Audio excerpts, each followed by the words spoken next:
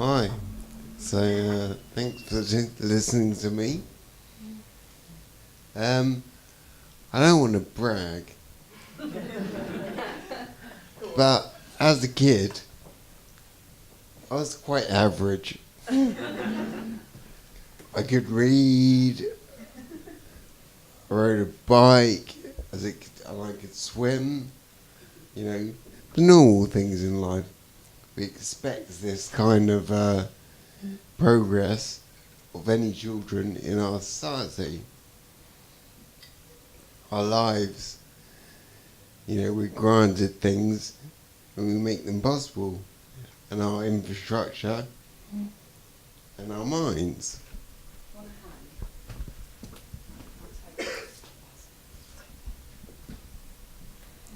So yeah, infrastructure that enables us to educate children, giving them books, places to learn, places to read, and I rode a bike because it was cheap.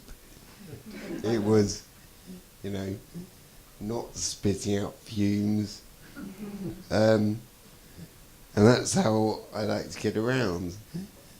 I also learned to swim, and I love, water. And you have so much water, not for drinking and washing, but so you can swim in it. Do you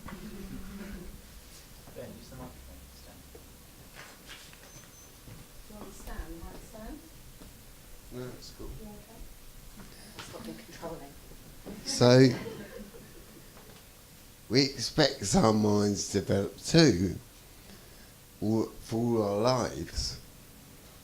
To hold memories and lessons, as I was, expands, and then hopefully to help others.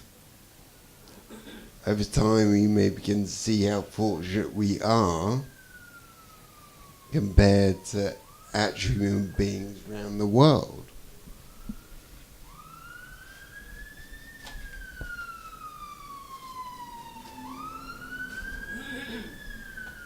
And if we're lucky, if we're very lucky, we might like to spend some time with other people in the world and help them develop the kind of infrastructure and societies that we enjoy ourselves today.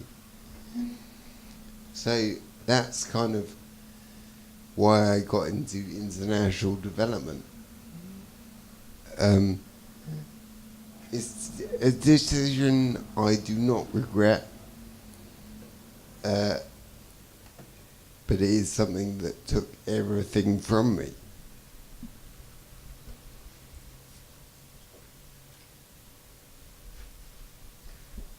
So, in 2011, I was at my local swimming pool in Brighton,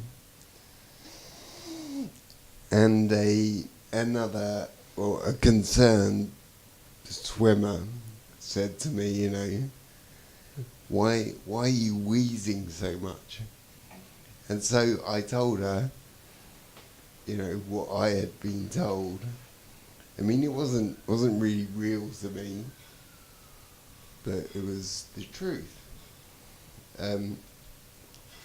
And I expected her to say, oh, thanks, got it, carry on swimming. However, although this was described to me, and I described it back to her as well as I could, she didn't have that response.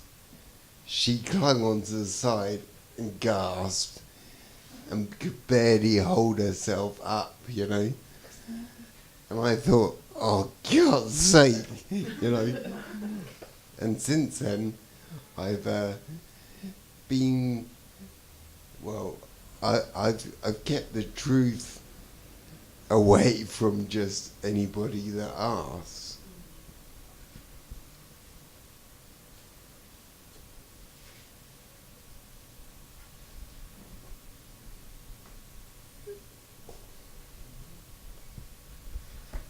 So yeah, the truth is what I'd like to share with you today about what happened to me and what I've been through. So it was in 2010, quite a while ago now. I was working in international development, doing various short-term contracts for donor agencies, and I got the privilege to go and do a placement in Rwanda. But before I went to see my then girlfriend, who was working in Haiti after the earthquake that happened there in 2010. And that was a point in my life when, just before I was going to go to Rwanda, I flew over and saw her. And then she was given a week R&R, so we travelled to the adjacent Dominican Republic, which is on the island of Hispaniola, and in the Caribbean. So we went together to the capital, Santo Domingo, to spend some time there.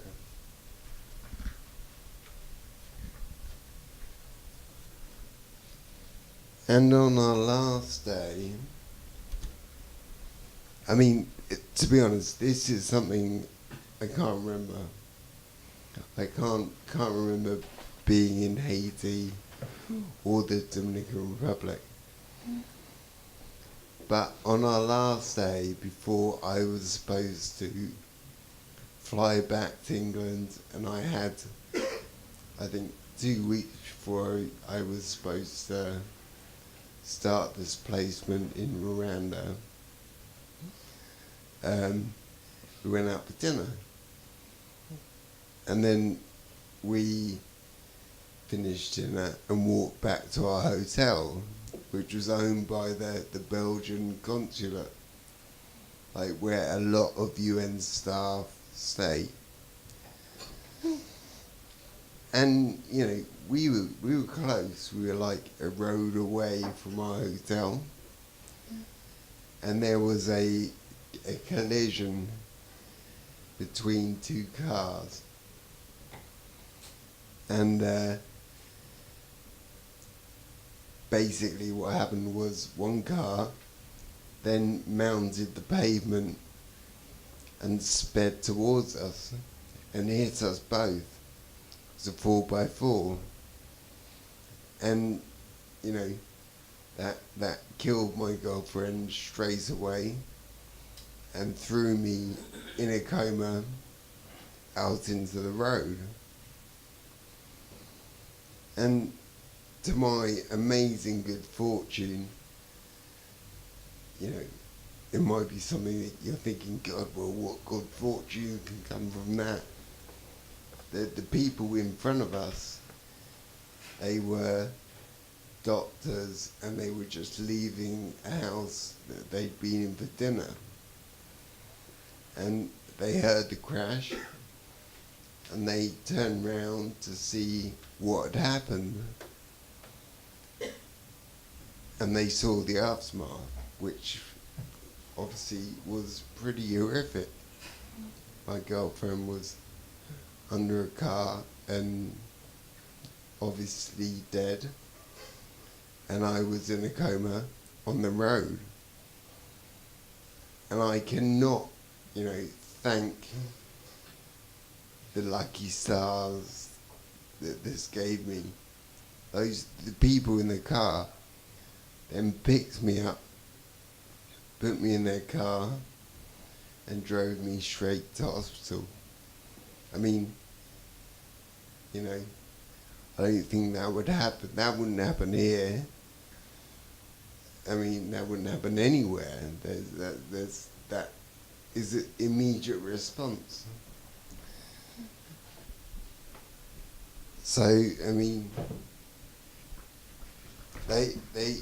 they drove me to hospital, which saved my life.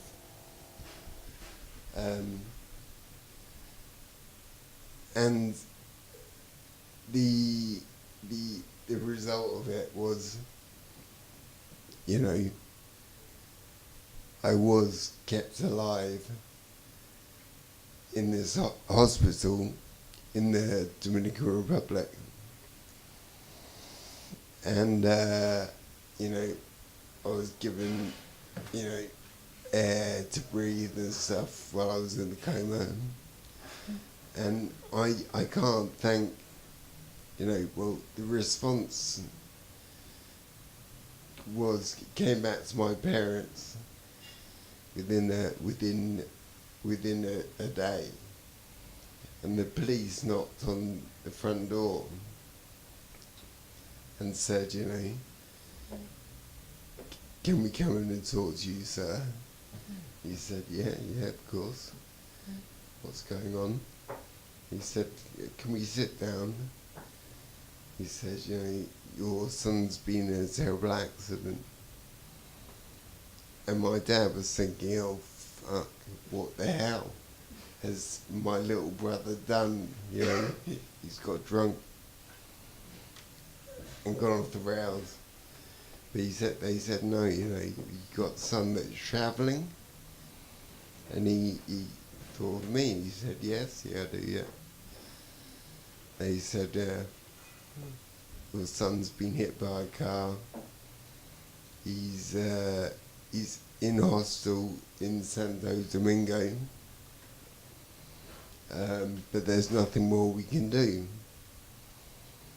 So they gave him the numbers of the, you know, the foreign office and stuff.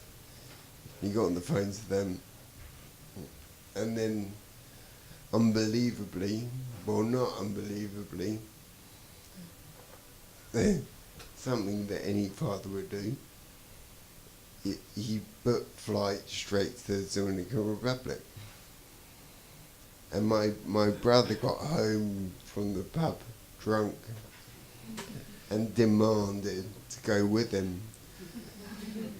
And I am so pleased he went with him. There was the emotional support he needed to get me, because believe me, I wasn't in a good place and the surroundings were not good. But they did go to see me, go to see what was happening. And amazingly, they found I got insurance for us going, and I was really pissed off at getting this insurance beforehand. And the reason was, I was like, well, for fuck's sake, it doesn't cover kidnap insurance, you know? I was like obsessed about the fact that there are so many kidnappings in Haiti that I was worried about that, and not worried about a rogue 4x4 that goes on along the pavement and is going to knock you over. So my £10 insurance, or as I say £10 when I do this presentation with my dad. He always says, well, Ben says £10, but actually £9.25.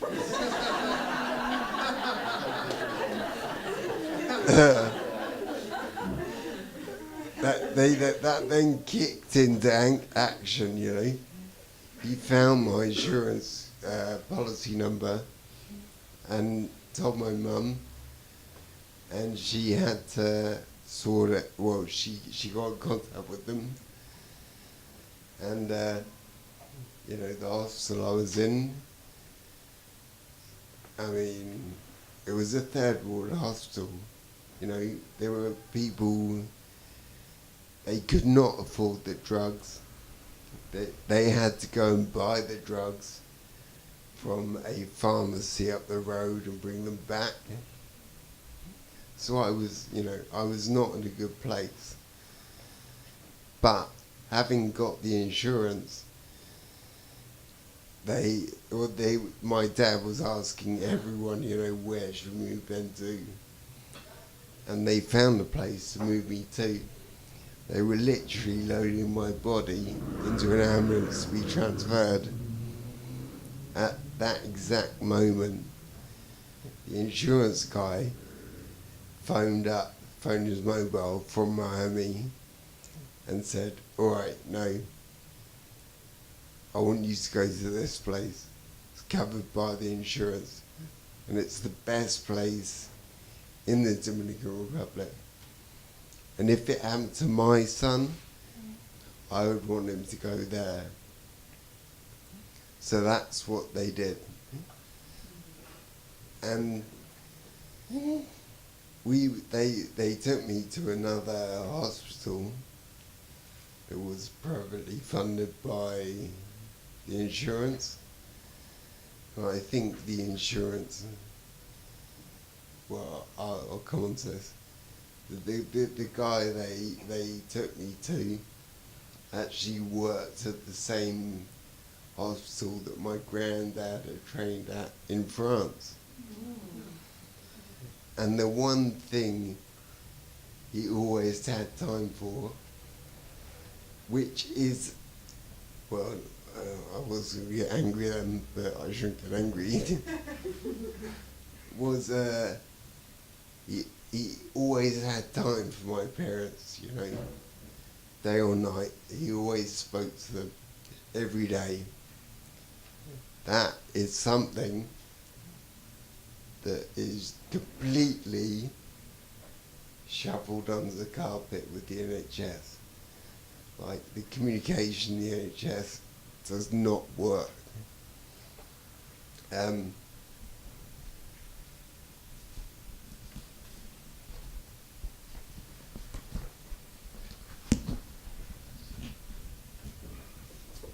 But yeah, so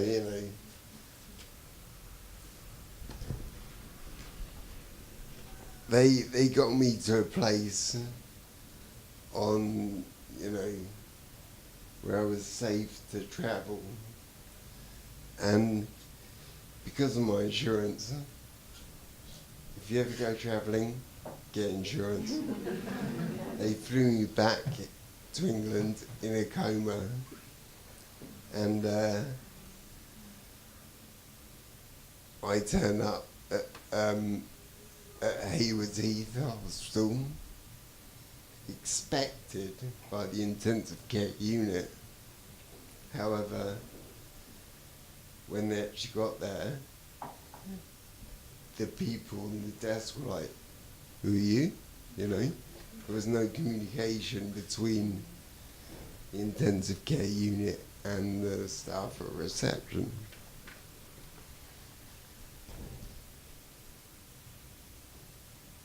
So, anyway, this was in September. I got hit. I was in a coma for a month. And then I was allowed home at Christmas, which is quite a remarkable turnaround of, getting better. You're off. But, I suppose getting better for me was about something that I wanted to do what I did before, what I knew. And the difficulty was also that everything I wanted to do was not supported by the rehab team. They were so risk averse. They were, didn't want me to do anything because it might be dangerous. But the doctor from the Dominican Republic, the one thing he said to them, he said, you know, Ben will not be paralyzed. He will be okay. But one thing you have to do when he wakes up is always follow the patient. And that, I mean, I love that man for saying that, because that's exactly what I needed, you know. Having gone through the care of the NHS, it was always putting obstacles in my way. They were saying no to everything. I wanted to redo a master's to get intellectually back up to where I was. However, getting a job is still quite challenging after what I've been through. But I did another master's, which the NHS team said not to do, it'd be too stressful. I also went to Glastonbury a year after what happened. And I mean, Glastonbury is something that all my friends go to every year. They run the kids' field. And something that is very familiar to me. So, I mean, I really want to go back to what I did know, as well as doing a master's and try and get back into the mindset of development as it was, as I knew it. So these were kind of paving the ways back to what I did before. And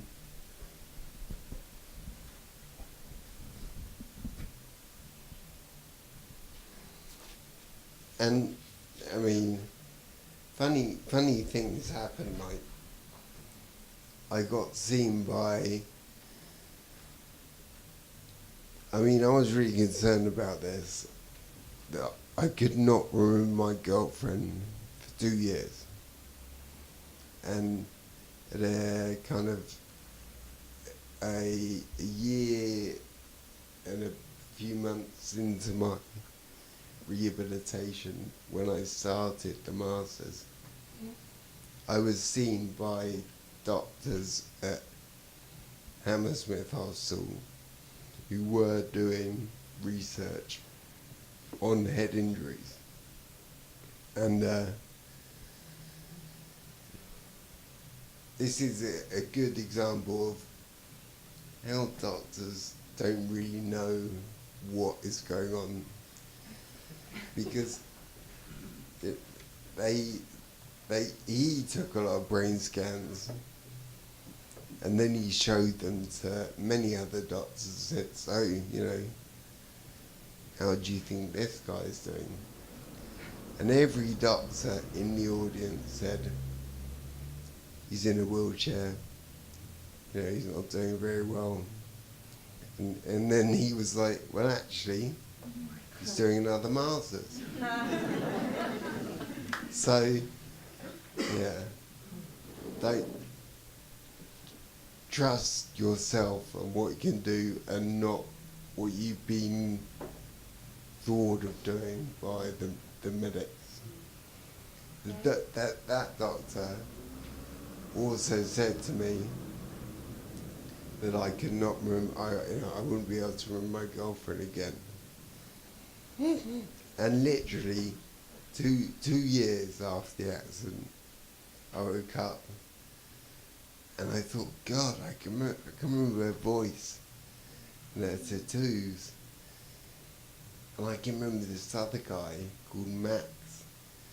And I emailed the lady she was living with in Haiti, and I said, I can remember her tattoos and her accent.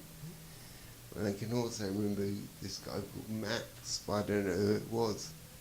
He let me know.